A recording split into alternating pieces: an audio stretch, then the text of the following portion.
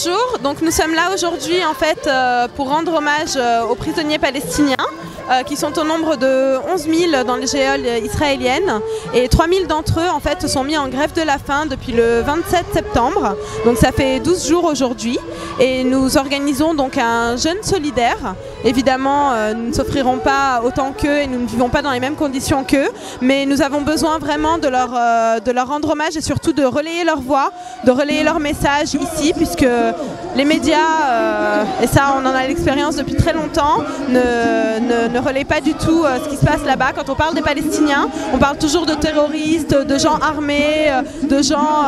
mal élevés, mal éduqués, qui on sait pas trop qu'est-ce qu'ils revendiquent, alors qu'en fait ils luttent avec le peu de moyens qu'ils ont pour vraiment leurs droits fondamentaux, le droit d'exister, le droit de vivre en paix, en liberté,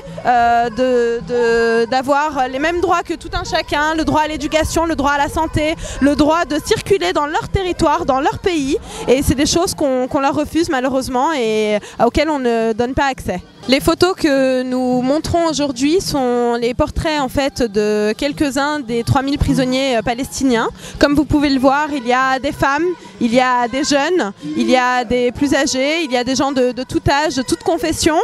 Et c'est des gens qui, certains ont une sentence effectivement, ont pris 3 ans, 7 ans, 18 ans, mais la plupart d'entre eux, comme vous pouvez le voir, ont pris des sentences beaucoup plus lourdes,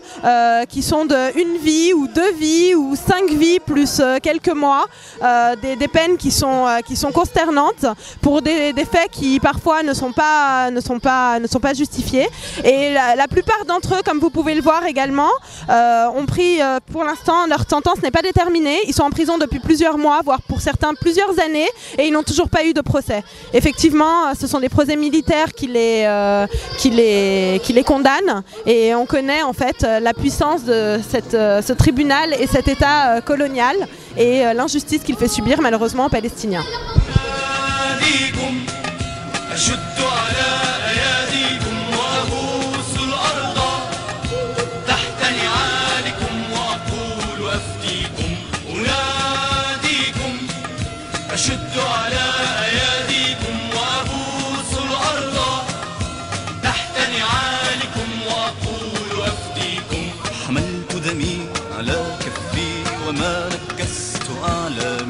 حملت دمي على كفي وما نكست أعلامي وصنت العشب الأخضر فوق قبور أسلافي حملت دمي على كفي وما نكست أعلامي وصنت العشب